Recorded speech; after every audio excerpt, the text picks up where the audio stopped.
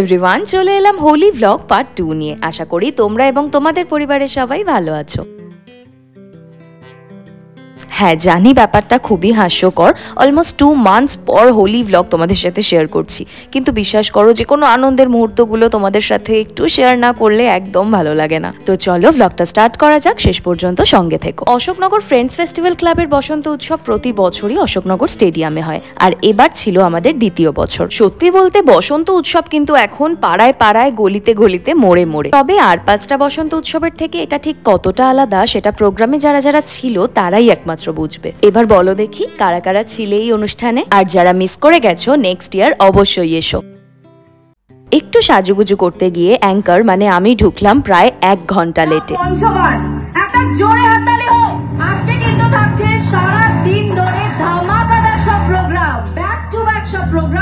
খোলা আকাশের নিচে খটখটে রোদে দাঁড়িয়ে কন্টিনিউয়াস বকবক করে গেছি। দূর থেকে অ্যাঙ্কারিংটা ভীষণ সহজ লাগলেও একেবারেই সহজ নয়। এক্ষেত্রে তোমাদের সকলের ভালোবাসাই আমার এনার্জি। এত জায়গায় প্রোগ্রাম করি, কিন্তু এটাই একমাত্র প্রোগ্রাম যেখানে আমার মা আর কাকি প্রেজেন্ট থাকে। বাড়ির লোক থাকলে কিন্তু একটু এক্সট্রা কনফিডেন্স পাওয়া যায়। সাডেনলি খেয়াল করলাম মায়েরার আমার শাড়ির কালারটা অলমোস্ট ম্যাচিং।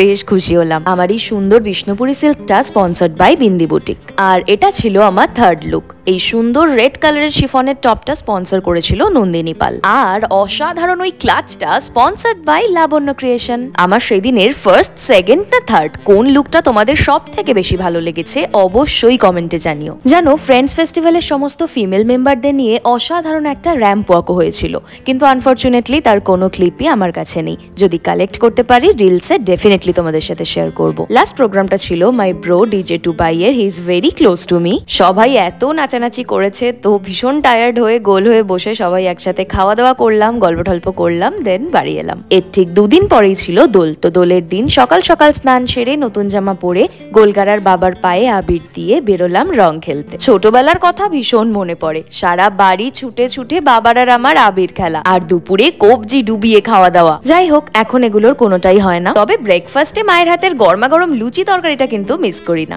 এদিকে ভালো কাকা ভালো কাকিও চলে এসছে আবির খেলতে। উল্টোপাল্টা রং দিলে মা আর কাকি তো ভীষণ চটে যায়। সকাল থেকে দুপুর পর্যন্ত ফ্যামিলির সাথে সময় কাটিয়ে এবার গেলাম অরুণাভদের বাড়ি। গিয়ে দেখলাম জোর কদমে চলছে ঠান্ডা ইয়ের প্রিপারেশন, আর হিয়া না থাকলে আমাদের প্ল্যানটা কিন্তু হতোই না। ড্রেস কোডে সবারই ছিল হোয়াইট আর ডেনিমের কম্বিনেশন।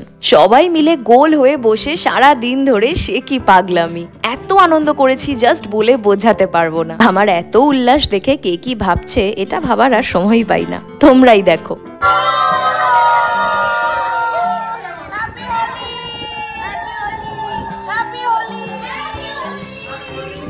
পাগলামি কিন্তু এখানেই শেষ নয়। বিকেলে আমার আর সৃজার হঠাৎই মিষ্টির ক্রেভিংস হলো, আর তোমরা তো জানোই যে মিষ্টি খেতে আমি কত ভালোবাসি, তাই গেলাম রসগোল্লা খেতে। সব মিলিয়ে বেশ আনন্দেই কাটালাম এবছরের হোলি। আমার ব্লগটা তোমাদের কেমন লেগেছে অবশ্যই কমেন্টে জানিও, আর ভালো লাগলে একটা লাইক করে দিও। যারা এখনো আমার ফেসবুক পেজটা ফলো করোনি তাড়াতাড়ি ফলো করে দাও। সকলে ভালো থেকো, সুস্থ থেকো, অ্যান্ড কিপ সাপোর্টিং। টাটা।